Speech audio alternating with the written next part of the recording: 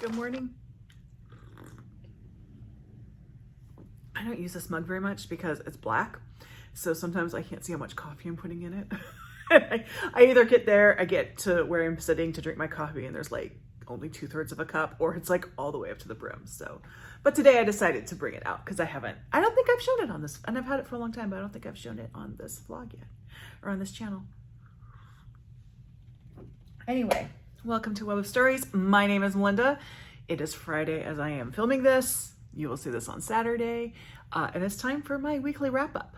So, well, let's talk about this week. My kids are finally back in school, thank God. They are back, and they were in school all week, which is going to be, let's see, 2 weeks ago. This will be the first time they've been in school all week this year. And then next week they have 4 days of school, and the week after that they have 4 days of school. And I think the week after that they have 4 days of school. Are my kids ever in school? Like, what? Anyway, we're coming up on the end of the semester. So next week is the end of the semester. They have Friday and Monday off for like semester stuff, which is why we have that. And then you come up on President's Day. I think there is a full week in there somewhere. I don't know. Anyway, they are back in school. So life is getting back to normal. I had two realizations that I made this week. First is Tana French is very decisive, and people have divisive, not decisive, divisive. And people have very strong opinions about her. I love it. I think it's great. I've enjoyed reading what you all think of Tana French, and wow, it runs the gamut. As I said, I'm still I'm going to continue reading Tana French, but sort of. That's where I am on it. So I guess I'm probably middle of the road. But I've only read one of her books, so it's not really, I don't feel like I can really make a definitive call on whether she is for me or not yet. I need to get a few more Tana Frenches under my belt. The other thing is, I apparently wasn't the only one who read trashy books as a teenager. Just reading some of the comments from well, today's post, but it'll be yesterday when you see that about my teenage reading. After I did that video, I remembered some more books I read as a teenager, and they aren't any better. They are not any better. I remember I read the North and South trilogy by John Jakes because I had seen the miniseries starring Patrick Swayze. And let me tell you, Patrick Swayze was the thing when I was a teenager. And I remember reading that trilogy, and yeah, that tracks with everything else I was reading. With everything else I was reading, that tracks. I also read a lot of Lavrel Spencer because my mom was reading Lavrel Spencer. And yeah, she's an interesting author. She actually quit writing in the 90s. As far as I know, she's still alive, but she retired from writing in the early 90s. And I have fond memories of her books, but I recently, last couple of years, reread one of her books. That was an eye-opener in not a good way. But anyway, I think I did a video on that already. I don't know. So yeah, but now you all know what kind of pretentious yet trashy reader I was as a teenager. And what's really interesting now is that, like, I'm not someone who, like, does not like sex scenes in books. Like, I it's not a deterrent to me unless it's the kind where it, like, the action and the plot stops and they have a sex scene just for the sake of having a sex scene and then go back to it. That's just annoying to me. But that's the same thing as if, like, you see a movie and everything stops. Like, this is a DC movie kind of thing. Everything stops so they can have a big action scene, and then when you go back to the actual movie, nothing has changed. You know, I don't like that, but I definitely don't seek it out in my book. So it's just kind of funny to think about, like, wow, when I was a teenager, I was a much spicier reader than I am now. So, anywho, yeah. Next week on the vlog, we're coming up at the end of January. We're like 1 month down on the vlog. I said it again, I'm not doing a vlog. I'm doing a wrap up. But next week, I do have on Tuesday an original tag. It's just a fun one. I just did this one for fun. It'll be explained when you see it. Oh, something's making noise over here. I don't know what.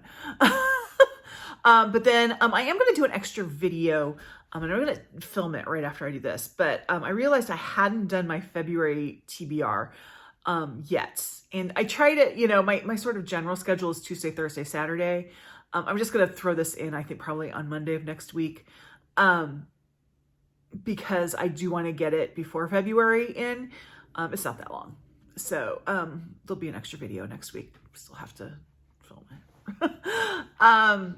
So we'll have that probably Monday, maybe Sunday, Monday. I don't know. We'll see. Tuesday is my original tag. And Thursday, we're already in February. And Thursday, I'm going to do my January wrap up. Also on Thursday is February 1st. And then hopefully, I think I probably have a pretty good chance of being selected to judge in the first round of the BookTube prize because I signed up for nonfiction. And that's the one where they always need more judges. So if I am selected, I will know what books I need to read. And at that point, I can kind of figure out how I'm going to do it. Because I know I'm going to have to do some on audio and some reading. I have to look at the length of the books, availability of the books, things like that. There was one book that I really hope I don't end up getting. It was listed on the possibilities. Just for length, I don't want it. Like, I didn't vote for it. So I'm hoping a lot of other people were smart too to know that they don't want a 1,000-page book. You should know what it is. I'll give you a hint. It's a memoir. Anyway, we'll find out on February 1st. It might be I'm not even chosen, so this is all moot. We'll see. Anywho, that's what's coming up. So let me talk about my reading. I actually had a pretty good reading week. I finished 4 things. 2 were books I got through rather quickly, and 2 were things I've been working on for a while. So the first thing I finished was Hid from Our Eyes by Julia Spencer-Fleming. This is the 9th and latest, as of now, book in the Claire Ferguson, Russ Van Alstyne series. So because it's part of a series, I'm not going to go into the plot or anything like that. The setup of this, Claire Ferguson is former military, now an Episcopal priest, but also still in the reserves. And Russ Van Alstyne is the police chief in a small town in the Adirondacks. This series is I like this series. Like, I like it. But it is not a reliable series for me. There have been some entries in it that were not good. But this one actually was pretty good. And I was worried going into it that this would be the end. It's hard to tell with Julia Spencer-Fleming because she's been known to take very long gaps of time between books, like between writing. Like there were 6 years, I think, between this one and the one before it, or the one before this and the one before that. She had some things going on in her personal life. I think I said in an earlier video she went 10 years. That was wrong. It just seemed like it. But so I was afraid that this would be the last. And I enjoy this enough that I wanted to keep going. This book ends on not the mystery here, but the sort of like ongoing overarching plots that go through books. This ends on some cliffhangers, so it cannot be. It just can't. It cannot be the last one. So at some point in the future, we should get number 10. I haven't heard anything about it. I do follow Julia Spencer-Fleming on Fiction Fanatic or Fantastic Fiction. That's a site. I will put it down. I will put it in the notes below, but you can like follow authors, and then as soon as they have a new book come out, they send you an alert, or not a book come out, but a book announced. They will send you an alert. So that's been great because I found out about Alice Hoffman's new book that way. I found out about William Kent Kruger's next Cork O'Connor book that way. So as soon as it's on there, you can go ahead and pre-order it. But I am following on her, and there isn't anything yet. There's got to be something soon because you cannot leave us on a cliffhanger. So the next book I finished finally. This was my audiobook, and I am a slow audiobook listener. And that is Better Living Through Birding, Notes from a Black Man in the Natural World by Christian Cooper. I loved this audiobook. Oh, I recommend this to everybody. So Christian Cooper, if you don't know, was in 2020. And I will say time worked differently in 2020, 2021. I did not realize that this happened. His incident happened the day before George Floyd was murdered. I didn't realize that. But he was in Central Park bird watching, and a younger white woman she basically called the cops on him. There's a lot more to that story that I was not aware of. Like, I guess I just didn't know the whole story. And you do get the whole story in this. Basically, he was in a part of Central Park where dogs had to be on a leash. And for a bird watcher, that's very important because dogs scare birds, and they also trample places where ground birds might be. And it's sort of like the bane of the birdwatcher's experience is having off-leash dogs. And the off-leash problem had gotten a lot bigger during the pandemic. A lot of things got a lot worse during the pandemic. And so he's out bird watching, and this is May of 2020, Memorial Day weekend, the day before George Floyd is murdered. And this dog comes bounding out unleashed, and the woman comes out, and he says very nicely, "Can you please leash your dog? This is not," and she wouldn't do it. And so he got like dog treats out. Like his thing was like, that was like their defense. Like that's what birdwatchers would do. They would have dog treats. And if someone wouldn't put their dog on a leash, they would, you know, get the dog over with a dog. And then they would say, "Here, you can put your dog, here's your dog, put it on a leash," sort of thing. Not hurting the dog or anything. Well, the woman went crazy. And I actually realized I had never seen the video. So I went and looked at the video, and it does match exactly what he says happened. Basically, she's like, "I'm going to call the police if you don't." And she's, the fact that her dog she's holding the dog's collar and kind of thrashing him around in a way that the dog is very much in pain. This is not good for the dog. It's something that should be noted. It is not the central part of this story, but it is something that should be noted. And she's very much faking it for the phone. Anyway, you can watch the video. It's everywhere. It is everywhere. Anyway, that was sort of how he got on people's radar, although that's such a small part of his life. And as far as this book goes, it's not even that, I wouldn't say it's not that interesting. The important thing is the decisions, the way he thought about the situation and the decisions he made in it. And, though, you know, how he handled it. And it's a culmination of his entire life and what he went through his life. He is a Black, gay, pagan nerd. Those are terms he would use to describe himself. He is a comic book writer. He is a writer. This is not a ghostwritten book. He wrote it himself. Very, very well written. He is responsible for the first out Marvel character, which is a Canadian superhero, so not a big deal. He's like, "Sorry, Canada, but there you go." He had a pretty amazing life, and he went through, because maybe pagan isn't so much of a thing, but because he's got sort of intersectional experiences, his outlook is very, very interesting. He's also a very entertaining, funny writer. He narrates this himself. He does a really good job. You can tell that the timbre of his voice is not really a voice that you would normally hear from a professional audiobook narrator, but he's able, the act of narrating the audiobook, he does incredibly well. I just love this. I highly recommend this one. A+ book for me. Better Living Through Birding by Christian Cooper. Definitely get it. Also follow him on socials. He's pretty interesting. I still need to watch his show. It's not on, I think it's a National Geographic show, but it's not on Disney Plus yet, which means they usually, like the Nat Geo shows usually come to Disney Plus after the season is finished or when the next season starts. So I think it's just not there yet. But I do want to watch his show, so I have to kind of hunt that down. But excellent book, Better Living Through Birding. And then I finally, and I don't say finally like it was a hard read at all, but I did finally finish the Heaven and Earth grocery store in time. I finished it before it was due. As I said in an earlier video, because I was reading it digitally on my Kobo, and because I'm a book polygamist, I read certain things in certain ways at certain times. And I do a lot of my digital reading when I'm waiting to pick my daughter up from school. Well, she had been out of school all the previous week, plus a couple days before that because she was at home with a bad cold. So I didn't have that time to read it. So it took me much longer to get through this book than it normally would, but not because of the book.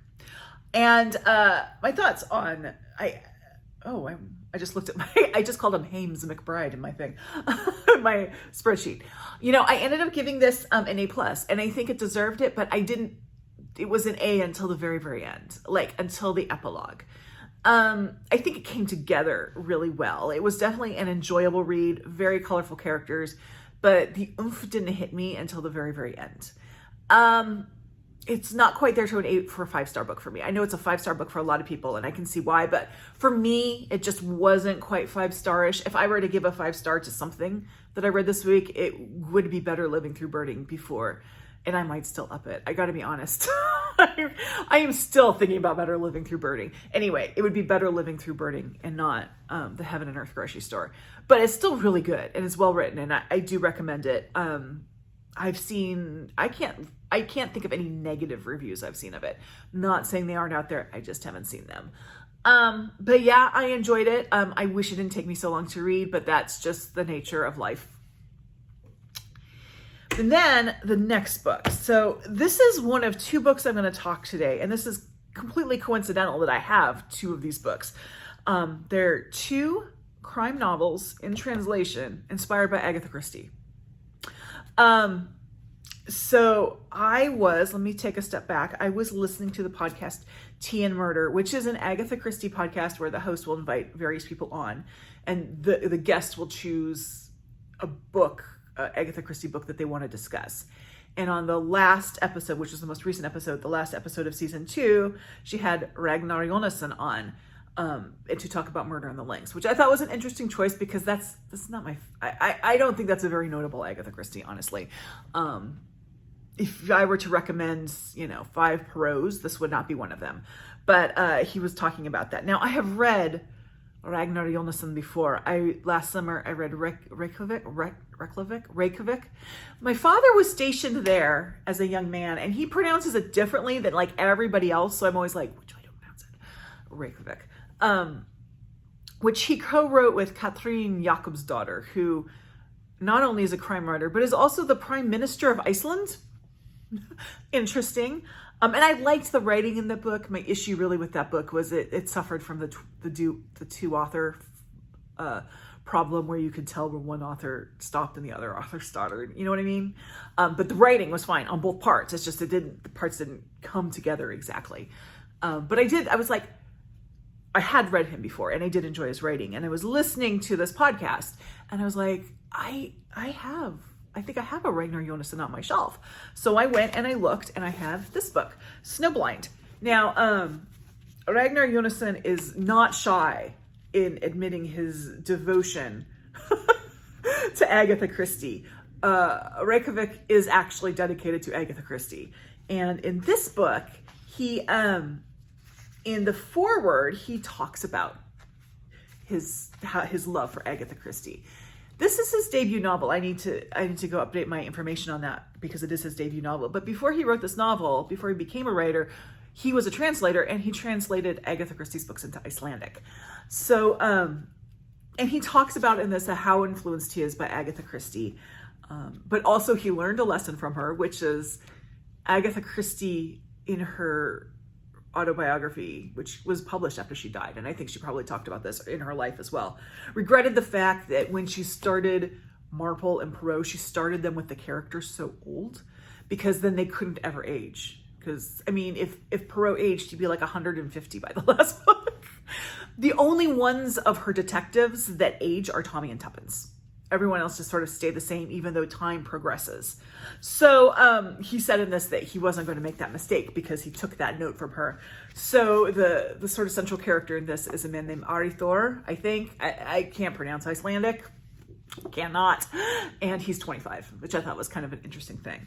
Now, as for, this is very clearly Nordic noir. And I've read a little bit of Nordic noir, but not a lot of Nordic noir. But it's interesting because, yes, this is Nordic noir, but I also see the Agatha Christie influence in it. It's a set in this very small town, which I am not going to try to pronounce. It's in the north of Iceland, and it's where Ragnar Jónasson grew up. It's a real place. Cannot pronounce it. But this young man who's just become a cop. In fact, he's not even truly a cop yet. He still has to take his final tests. Who's in Reykjavik. He gets a job in this town, so he leaves his girlfriend back home. That's a thing.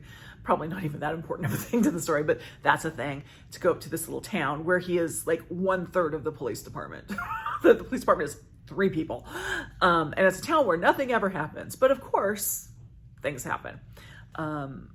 Yes, and I don't want to get too into it what actually happens, because the way the story is told, there's part of the story that you aren't clear what's going on until the end. I don't want to spoil anything. I will just say there's a murder. There's murder. Yeah. And there's a lot of snow. If I'd read this book when I did my like snowy books, this would have been on it completely. You have a cast of characters. So he goes to this town, and there's a dramatic group, like a amateur dramatics, and the people involved in this group, there's a large cast of characters or suspects. They all have something in their past that they're hiding, or some tie whatever to the victim or victims, and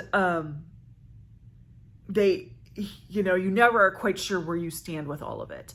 And that's very Agatha Christie. So I definitely saw the Agatha Christie influence in it. This is not a perfect book. For one thing, Jónasson does not play fair. So playing fair is an idea put forward by the Detection Club. Agatha Christie was a member, I think a founding member, that to play fair, you have to give the reader in some way all the information they need to solve the mystery on their own. He doesn't play fair. However, he doesn't play fair in a way that's kind of like, you get to the book and you're like, wait a minute, how did you solve that? You didn't know, how could you have known this? He doesn't play fair in a way that like, oh, this character's going to go do something. Oh, but we're not going to tell you what. And now but we're not going to tell you what this is. So it's very obvious that the choice is there to not play fair. And he's definitely playing with the reader. I don't know if that's a detriment to this book, because that might be sort of a hallmark of Nordic noir, even though it's sort of against what Agatha Christie was. I don't know. So I can't really hold that much against it. And so not perfect, but I read this in 2 days. I just barreled through it. I could not put this down. This is the first in a series, the Dark Iceland series. I am definitely going to be reading more in this series. I also have another Jónasson book on my Kobo, which is not in that series, that I might read I will read, but I might read sooner rather than later. But really enjoyed this. So this is probably a good entry into Nordic noir, because it's not as brutal as some Nordic noir that I have read. Like, if The Girl with the Dragon Tattoo was too much for you, you might be okay with this. Let's just put it that way. It's definitely more brutal than Agatha Christie, but it's not but it's because it has those Agatha Christie influences, you can go into it with some level of familiarity going into a new subgenre. So it might be a good bridge for someone looking to get into Nordic noir, but I really enjoyed this. I gave this an A. Just if it weren't for, there were just like some debut stuff, probably kept it from being an A+, but really, really enjoyed it. So that is what I finished this week. Now, as for what I'm reading, well, let me start with this one. I am on a constant quest to make sure my kids know that their mother is weird. And so I got this, which is Shakespeare's Sonnets and Poems. And we've been reading a sonnet every night at dinner, and they just roll their eyes, and I don't care. They have to listen to the sonnet. We're on sonnet 4, so we haven't gotten that far. But I'm showing you now that we're working on this. You won't see it again until we're done. But just so you know, that's a thing that's happening. Okay, I need to start a pile somewhere over here. Then, I haven't started this book yet because I just finished Snowblind last night. But I have discovered a new booktuber that I want to tell you about, because she's a baby booktuber. You need to go, she's brand new. Her name is Manon Jo. She lives in Paris. She is French. And I watched her booktube newbie tag. Was the first video of hers that I watched. And one of the question that says, like, what can you bring to the booktube community? And she had said, there's a lot of French authors that I don't hear people talking about. And I had commented on that. I'm like, you're right, because when we think French authors, Victor Hugo and Alexander Dumas are usually what kind of comes up. And she commented back, and she said, yes, and there's so many great modern French authors. And she gave me the name of 2 authors, and one I have to go look up, but it's not pertinent to this part here. But the other one was Leila Slimani, which I read that, and I'm like, I have a Leila Slimani book on my shelf. So she inspired me to go get this book off my shelf, The Perfect Nanny. It's shorts. I'm kind of at the end of the month, so I'm kind of doing some short stuff here. Now, Leila Slimani is actually Moroccan, but she lives in Paris. She's married to a Frenchman. She writes in French, all that. But she's very popular in France. So this is the next one I'm going to try. This is a thriller. I don't know much more about it than that. So we'll see. I'm looking forward to it. But so Manuel didn't actually recommend this book specifically, but she inspired me to pick it up. So please go check her out. Information's down below because she deserves more eyes on her channel. Digital.